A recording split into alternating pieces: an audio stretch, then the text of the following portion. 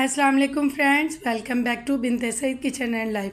Friends, आज फिर एक प्यारी सी सुबह का आगाज़ हो गया इस दुआ के साथ कि अल्लाह पाक हम सब का दिन खुशियों भरा रखे। जो बीमार है अल्लाह पाक उनको शिफा दे और जो दूसरों के लिए बुरा सोचते हैं अल्लाह पाक उनको हिदायत दे, आमीन। फ्रेंड्स, आज का व्लॉग मैं पार्किंग से शुरू कर रही हूँ और ये देखें कि पार्किंग हमारी बहुत ही ओपन वेस्ट ओपन है और इतनी यहाँ पे हवा आती है। और इस तरफ देखें कि हमारा जो मेगा सुपर स्टोर है, कई लोगों को तो पता है कि कौन सा है, तो मुझे कमेंट में बताना। तो वो भी मैंने नीचे दिखाया बैक साइड। और मैं और बेटा काम से निकले थे, 4-5 काम थे क्योंकि सुबह फिर रोज़ा है। तो फिर ये मुझे रास्ते में नज़र आया, बहुत टमाटर सस्ते थे तो मैंने कुछ ले लिए कि मैं इसी बहाने आपको टमाटर स्टोर करने का भी तरीका बता देती हूँ और मैं अपने लिए भी स्टोर कर लूँगी। क्योंकि पहले भी मुझे 1-2 बार मुझे कमेंट आए थे कि आप ही ये चीज़ें स्टोर करने का तरीका बताएं, जैसे वेजिटेबल हो गई और ये टमाटर, प्याज, इस तरह। तो प्याज का मैं बाद में बताऊंगी, आज टमाटर की शेयर करूंगी आपके साथ रेसिपी। और ये मक्खन है, थोड़ा सा आप ही के घर से आया था, थोड़ा मैंने बनाया था, उसको मैंने घी बनने के लिए रखा है और मैंने फ्रीज़र को धो लिया है। धोने का मैंने हमेशा आपके साथ शेयर किया है कि 5 से 6 मिनट में बहुत ही बर्फ़ वाला फ्रीज़र भी साफ़ कैसे होता है मैं डिस्क्रिप्शन में भी लिख दूंगी, वरना मैं लिंक आपको दे दूंगी।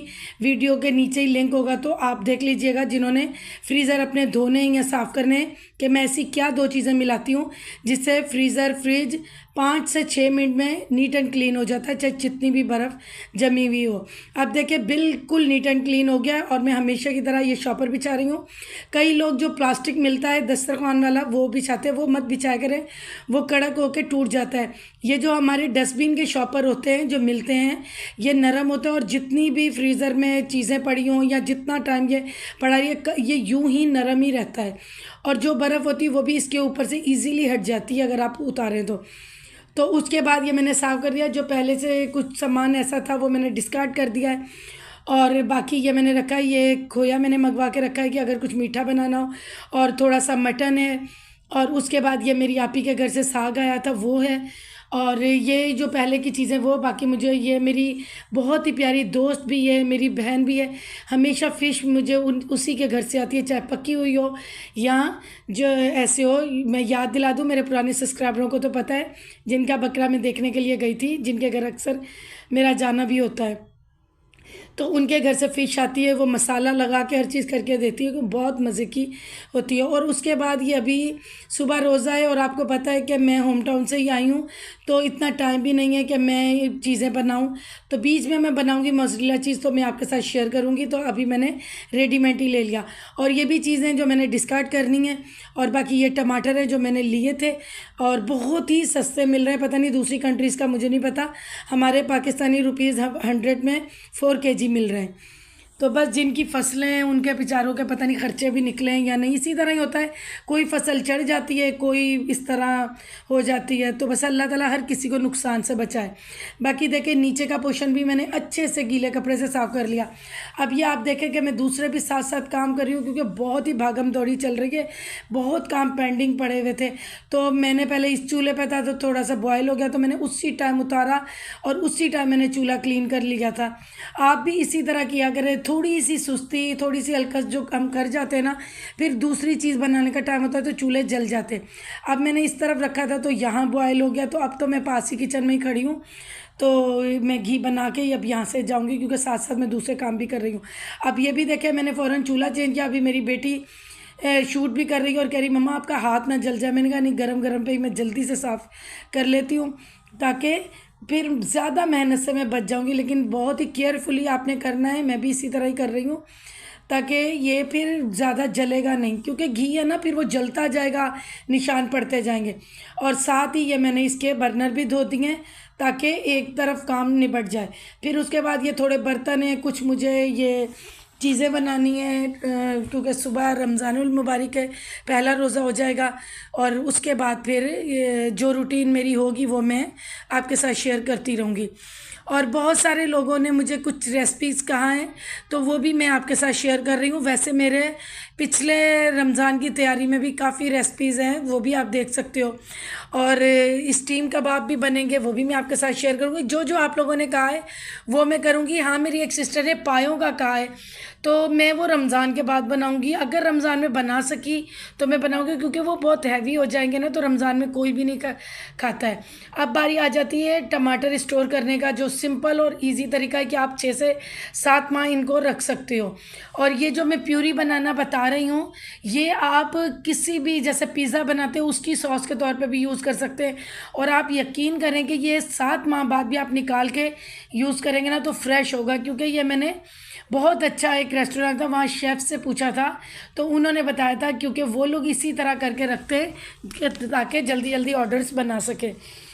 तो अभी भी जो जितने सस्ते टमाटर हुए हैं तो कई होटल्स वालों ने सेव किए होंगे, और ये होटल का ही एक तरीका है, क्योंकि हम लोग तो घर में कम पैमाने पे करते हैं, होटलों वाले बहुत है। और आप टमाटर की क्वालिटी देखें ना, कितनी हाई क्वालिटी है। अब मैंने सिंपल पतीला लिया है बड़ा, और ये ना 6.5 kg के करीब टमाटर हैं। तो अब मैंने सिंपल जो टोटल टमाटर है टोकरी में वो 8 kg हैं, और मैं लूँगी 6.5 kg के करीब। थोड़े से मैं बचा लूँगी बाकी रेसिपीज़ के लिए।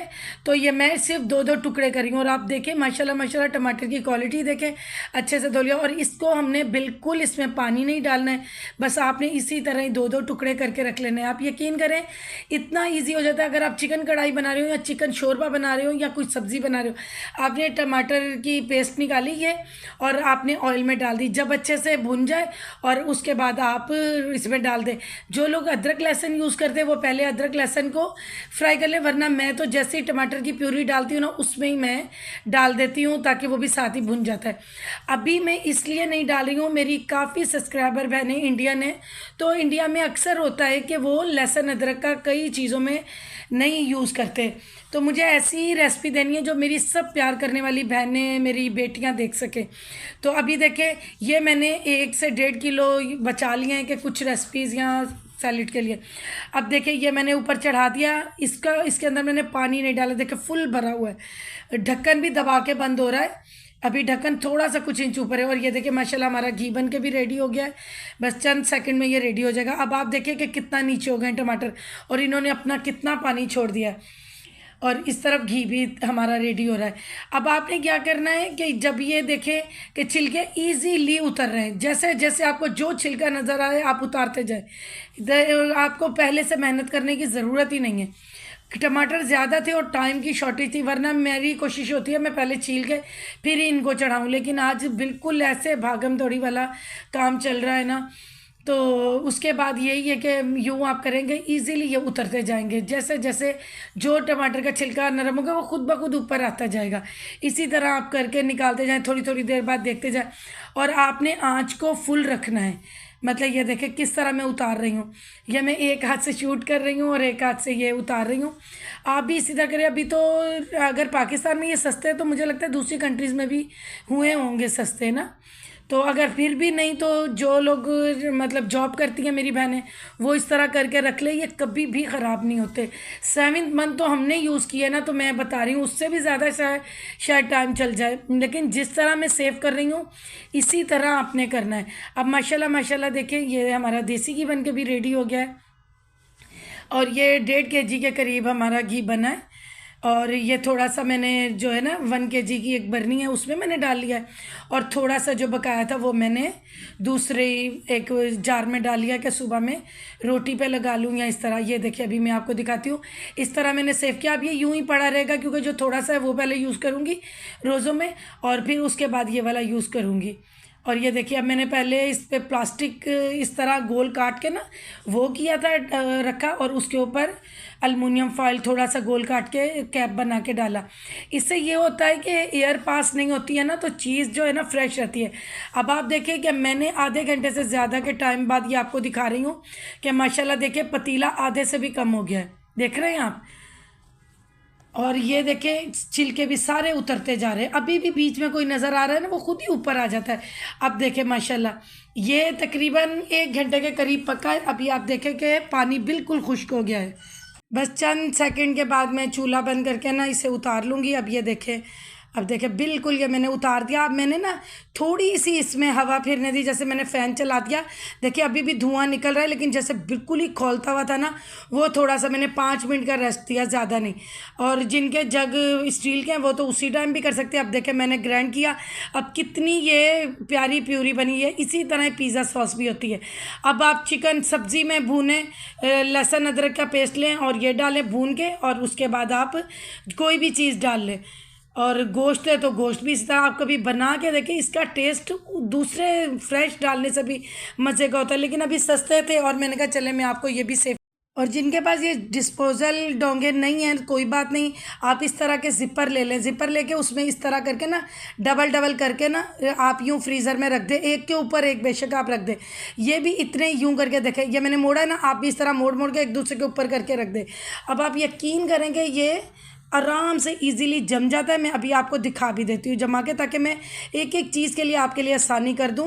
कि ये देखें, ये मैंने रख दिया है ना, बीच में यूँ उंगली से कर ले, छुरी के साथ कर ले आराम से। फ्रीज़ किया है ना, आपको जितनी ज़रूरत है, जैसे बर्फ़ का टुकड़ा तोड़ते हैं ना, इसी तरह आप तोड़ें और यूज़ कर लें जितना भी आपको ज़रूरत है, ठीक है।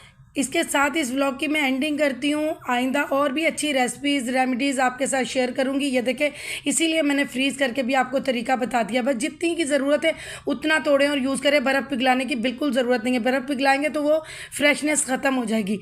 और बाउल में से भी आप निकालें तो जैसे बर्फ़ तोड़ते हैं ऐसे तोड़ लीजिएगा। इसके साथ ही इस व्लॉग की एंडिंग करती हूँ। अल्लाह पाक आप सब लोगों को खुश रखे, आबाद रखे, आमीन। और आप सब लोग मेरे भांजों को इतनी दुआएं और ब्लेसिंग दे रहे हैं, जिससे मैं, मेरी पूरी फैमिली, मेरी बहनें, मेरी अम्मी, आपका तहे दिल से शुक्रिया अदा करते हैं। जब आपके कमेंट्स वो बच्चे खुद भी पढ़ते हैं तो बहुत खुश होते हैं। इसी तरह दुआओं में याद रखिएगा। अल्लाह हाफिज़।